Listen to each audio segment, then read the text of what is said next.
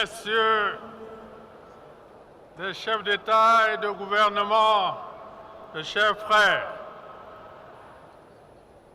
Mesdames et Messieurs les représentants des chefs d'État, Mesdames les Premières Dames, Madame et Messieurs les anciens chefs d'État, Monsieur le Président du Sénat, Monsieur le Président de l'Assemblée nationale, Monsieur le Premier ministre, chef du gouvernement, Mesdames et Messieurs les membres du gouvernement, Monsieur le Président de la Cour constitutionnelle, Mesdames et Messieurs les membres de la Cour constitutionnelle, Mesdames et Messieurs les présidents des institutions constitutionnelles, Mesdames et Messieurs les secrétaires exécutifs de conseils consultatifs, Mesdames et Messieurs les représentants des organisations et institutions internationales,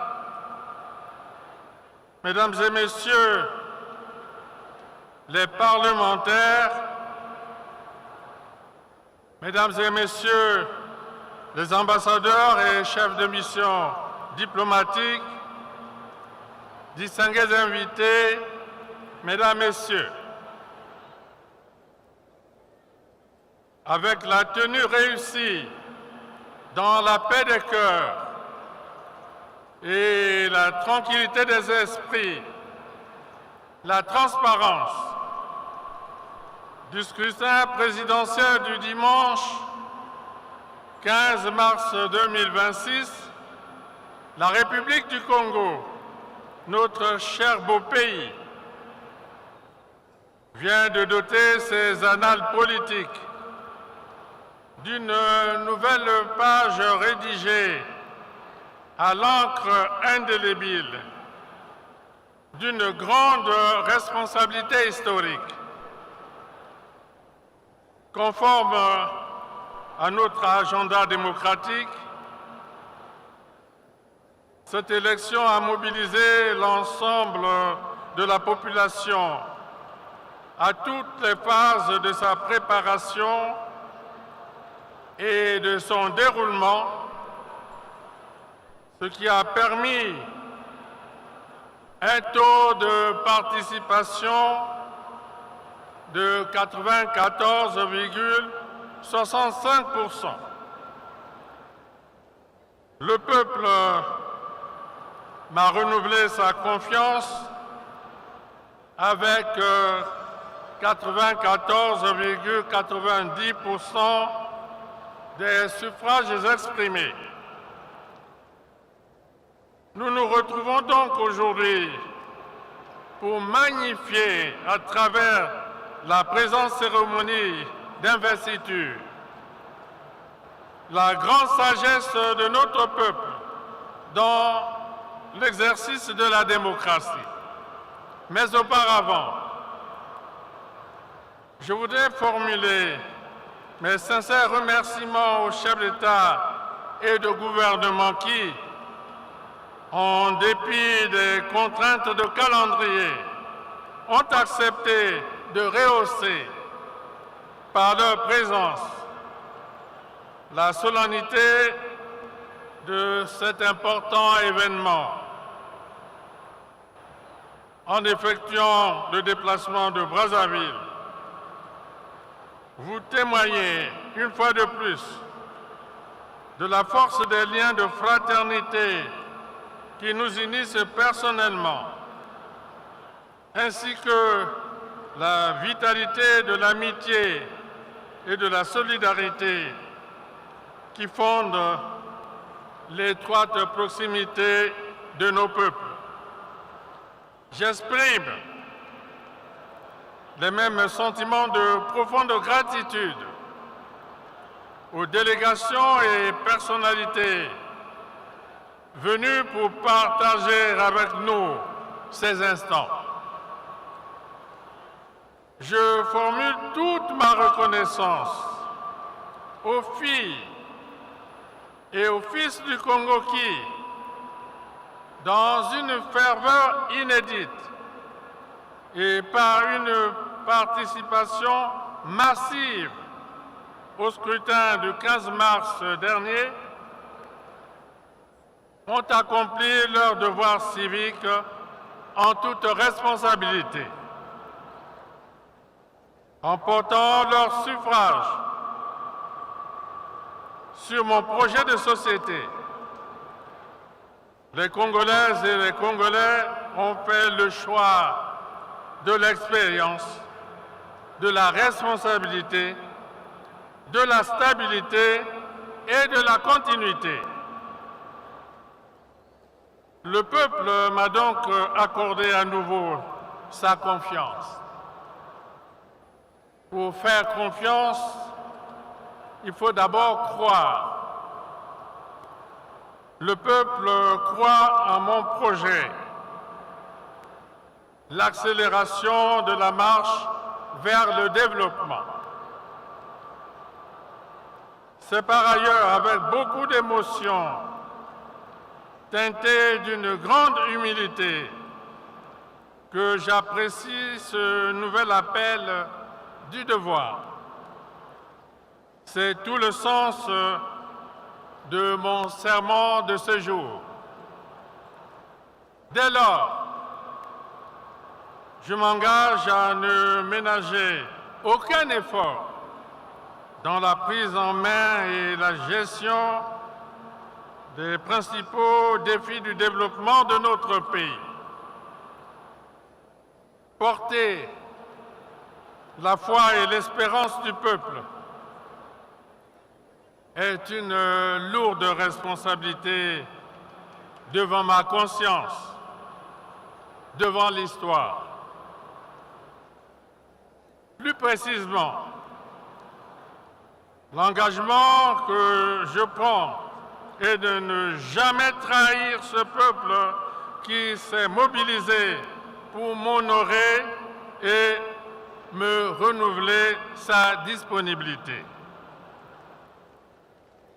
À nos compatriotes qui, au cours de ce scrutin, ont fait des choix différents que je respecte, je reste attentif à toute proposition constructive pour le Congo dans le cadre d'une république fraternelle et solidaire. Dans ce sens, je note le fair-play des autres candidats qui, par leur participation, ont contribué à la consolidation de la démocratie pluraliste dans notre pays. Enfin, qu'il me soit aussi permis de saluer le grand mérite et l'efficacité des personnels de la force publique qui, après avoir participé au vote en tant que citoyens congolais, ont assuré la sécurité des opérations. C'est ainsi que l'expression du suffrage s'est déroulée en toute sérénité, ce qui a permis au peuple de réaffirmer l'intangibilité de sa souveraineté. Mes chers compatriotes, le scrutin du 15 mars 2026 consacre trois principaux vainqueurs: la paix, la démocratie, le peuple. S'agissant de la paix, le peuple qui a fait le choix de la continuité et rejeté le cycle de troubles sociopolitiques reste fermement attaché à la paix. Voilà pourquoi En cette solennelle occasion, je réaffirme ma détermination à faire que la paix devienne un acquis irréversible pour notre pays. Je confirme par la même occasion ma disponibilité pour accomplir des missions de paix et de conciliation en Afrique et ailleurs dans le monde. Le scrutin du 15 mars 2026 est également une victoire pour la démocratie dès lors qu'il contribue au raffermissement du pluralisme politique et au renforcement de nos processus électoraux. C'est pourquoi je félicite les forces politiques qui, face aux divergences partisanes et à bien d'autres dérives attentatoires à la paix et à la cohésion nationale, ont plutôt privilégié l'intérêt supérieur de la nation. Enfin, le grand artisan de cette victoire est le peuple, qui vient de franchir ce cap majeur de sa vie politique. Le peuple congolais est de bonne foi, et la bonne foi induit la conformité de l'acte à la parole et de la parole à la vie intérieure. Je mesure le poids de la responsabilité issue de la confiance que le peuple m'a faite. L'engagement que je prends aujourd'hui devant la nation et la communauté internationale est de ne jamais trahir ce peuple qui s'est mobilisé pour m'honorer et me renouveler sa confiance. Je tiens à dire que l'élection présidentielle est terminée. Je suis le président de tous les Congolais, sans exception. Qu'il nous faut continuer de construire ensemble notre cher et beau pays, le Congo, et accélérer la marche vers le développement. Dès lors, je m'engage à ne ménager aucun effort dans la prise en main des principaux challenges du développement de notre pays. Mes chers compatriotes, de la nouvelle espérance à ensemble poursuivons la marche, en passant par le chemin d'avenir et la marche vers le développement, le Congo s'est progressivement transformé. Nous avons restauré l'autorité publique en respectant le principe de l'État de droit et du droit de l'État. Nous avons consolidé la paix, renforcé la cohésion nationale et nos institutions. Nous avons assuré la sécurité sur l'ensemble du territoire national. Mes chers compatriotes, au regard de ces acquis et de vos nombreuses préoccupations recensées avant et pendant la période électorale, j'ai jugé utile et opportun de vous proposer un projet de société intitulé « L'accélération de la marche vers le développement ».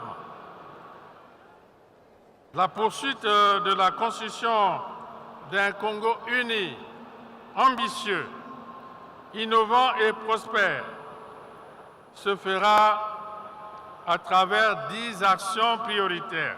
Il s'agira de mobiliser des ressources financières publiques additionnelles,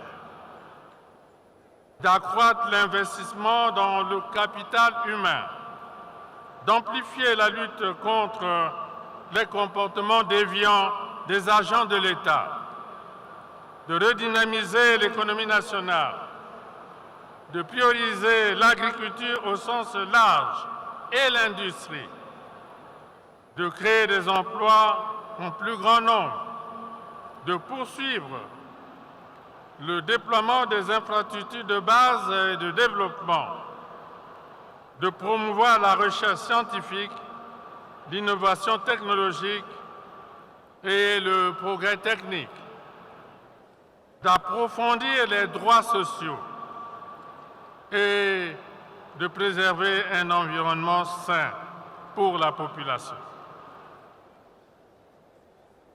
Je voudrais insister sur, premièrement, l'intégration sous-régionale. La République du Congo doit renforcer sa vocation de pays de transit en s'appuyant sur les infrastructures de base à l'instar du corridor de développement numéro 13 dans son tronçon Ouesso, Infondo, Gouga et frontière de la République centrafricaine, du pont route-rail reliant Brazzaville à Kinshasa, dont les travaux débuteront au cours de ce quinquennat, du chemin de fer Congo-Océan, dont la modernisation apportera un coup d'accélérateur à la diversification de l'économie, des aéroports internationaux reliant le Congo au reste du monde, des ports maritimes et fluviaux qui alimentent le Congo et son hinterland en biens et services, affirmant sa vocation de pays de transit. Avec ces infrastructures, le Congo se connecte progressivement à ses voisins et devient un véritable hub commercial et touristique intra-africain au rendez-vous de la zone de libre-échange continentale africaine, ZLECAf. Deuxièmement, la mise en œuvre effective des zones économiques spéciales et des industries extractives. Troisièmement, l'assainissement des grandes villes par des procédés modernes. Quatrièmement, l'exploitation minière réglementée par un nouveau code minier qui ne manquera pas de favoriser la création de nouvelles villes aux abords des zones industrielles. Cinquièmement, la modernisation du transport urbain pour faciliter la mobilité dans les villes de Brazzaville et de Pointe-Noire.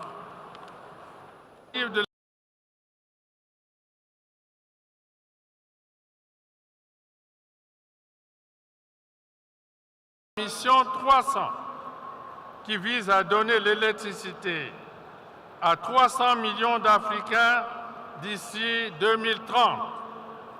Notre responsabilité à l'horizon 2030 sera de donner de l'électricité à au moins plus de la moitié de la population.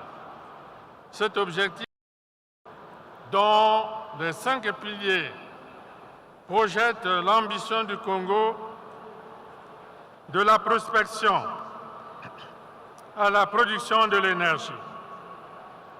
Septièmement, la desserte en eau potable par système de captage d'eau souterraine des zones non desservies. Huitièmement, l'arrimage des universités existantes et naissantes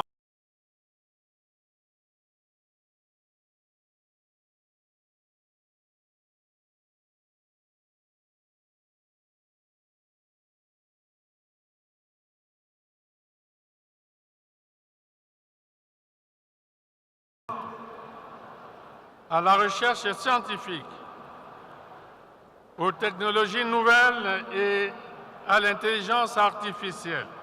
Neuvièmement,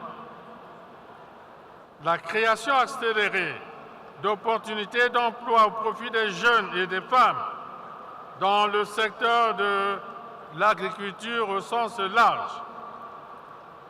La grande foire agricole du Congo, tenue du 5 au 15 février 2026 à Bambou Mingali, a imprimé le rythme de l'accélération de la production agro-pastorale. Les zones agricoles protégées renforcent déjà cet élan de mise en valeur des potentialités de chaque département, au moment où la passion pour les activités agro-pastorales est perceptible. Dixièmement, l'accélération de la mise en valeur du tourisme dans toutes ses composantes, avec notamment un point d'honneur sur l'écotourisme, dont le fer de lance est tenu par les parcs nationaux de Dzala-Kokwa dans le département de la Cuvette-Ouest, Nouabalendoki dans les départements de la Sanga et la Likwala,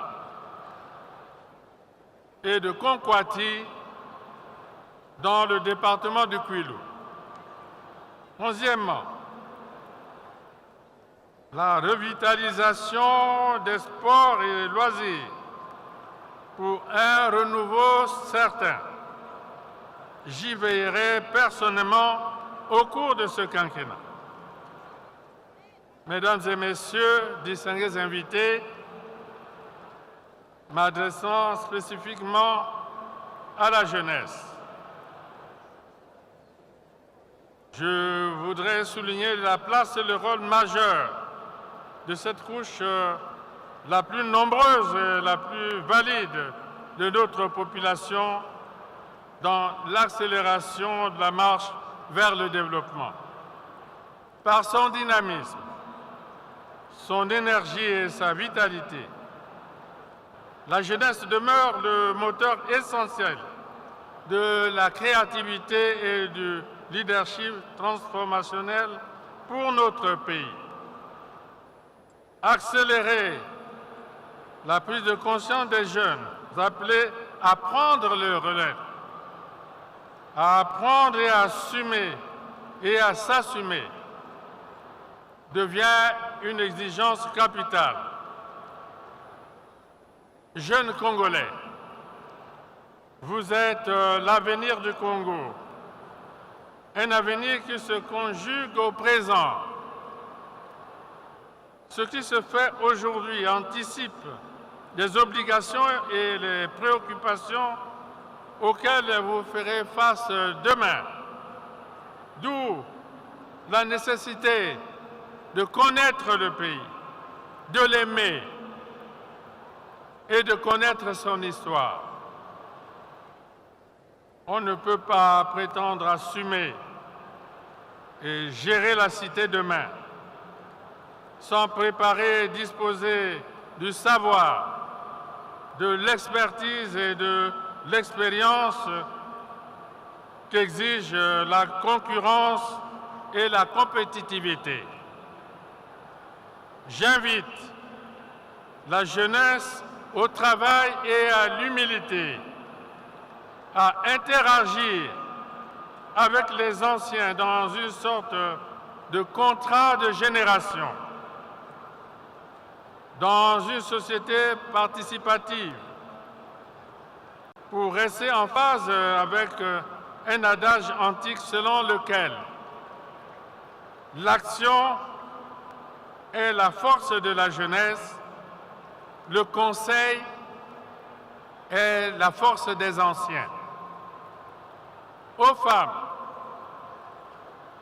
j'accorderai une attention toute particulière durant ce nouveau mandat, comme il en a toujours été le cas. je prendrai véritablement en compte vos doléances exprimées dans le pacte social du 8 mars 2026 qui résume vos aspirations légitimes autour de la justice sociale, l'égalité des chances, la responsabilité partagée et la redevabilité mutuelle. Mesdames et Messieurs, la prochaine équipe gouvernementale sera tenue de convertir en programme quinquennal le projet de société dans le plan national de développement 2027-2031 qui devrait être adopté par les élus du peuple. Il sera aussi question de travailler pour une vision Congo 2063 en adéquation avec l'agenda 2063 de l'Union africaine. Je voudrais rappeler le fait que le monde est confronté à plusieurs défis, notamment celui des changements climatiques. Dans le secteur environnemental, j'afficherai la même détermination à consolider la place de notre pays dans les tranchées avancées de la lutte contre les dérèglements climatiques. C'est ici l'occasion de saluer l'adoption par les Nations Unies en avril 2025 de la résolution instaurant la période 2027-2036 comme décennie des Nations Unies pour le boisement et le reboisement à l'initiative de la République du Congo. De même, nous croyons en une Afrique qui vivifie les idéaux du panafricanisme, ce mouvement politique qui prône la souveraineté et l'indépendance totale du continent. En la matière, les pères des indépendances ont assumé leur part de responsabilité. Ils ont cultivé et moulé les valeurs fondées sur la solidarité dans la défense des causes justes. Ce fut le rapport à l'épanouissement du panafricanisme. Puis, ils ont fait leur passage dans l'immortalité avec le ticket d'entrée de leur courage, parfois imbibé du sang du sacrifice de leur vie. Ils ont légué un outil politique, l'Organisation de l'Unité africaine, OUA, devenue aujourd'hui l'Union africaine UA. Nous devons être fiers de leur combat. Ils se sont battus pour la dignité, la liberté et la justice. Nous récoltons aujourd'hui les fruits de cette lutte, tels qu'en témoigne la reconnaissance de l'esclavage comme crime contre l'humanité par les Nations Unies, à travers la déclaration portant qualification de la traite des Africains réduits en esclaves et de l'esclavage racialisé des Africains, de plus graves crimes contre l'humanité. De nos jours, les défis économiques, mais les exigences demeurent les mêmes. Les défis sont donc économiques, mais les exigences demeurent les mêmes. Aucun pays ne peut vivre en autarcie. L'Afrique comptera 2,5 milliards d'habitants à l'horizon 2050, majoritairement jeunes, qu'il faudra nourrir, soigner, éduquer. Présentement, près de 600 millions d'habitants n'ont pas accès à l'électricité. Lorsqu'on sait quelles conditionnent le développement. C'est pourquoi je réitère ma foi dans toutes les initiatives et tous les projets qui procèdent du panafricanisme économique. Je réaffirme ma foi dans le multilatéralisme au moment où l'humanité fait face à de multiples incertitudes et de graves menaces susceptibles de mettre en danger et d'hypothéquer durablement la paix dans le monde. Mes chers compatriotes, mesdames et messieurs, au terme de mon propos, permettez-moi de dire qu'en ce jour où je suis investi de la haute charge de l'État, je pense d'abord et avec émotion au Congo, notre pays. Peuple congolais résilient, souviens-toi de conserver une âme toujours éclairée devant les aspérités des difficultés et des obstacles. Allons de l'avant avec encore plus d'audace. Tu as raison d'espérer, non pas parce que l'espérance est la dernière des déesses, mais parce que le seul espoir qu'on puisse avoir, c'est soi-même. Guidé par le triptyque de notre belle devise, unité, travail, progrès, la boussole qui oriente notre action, bien ancrée de la paix,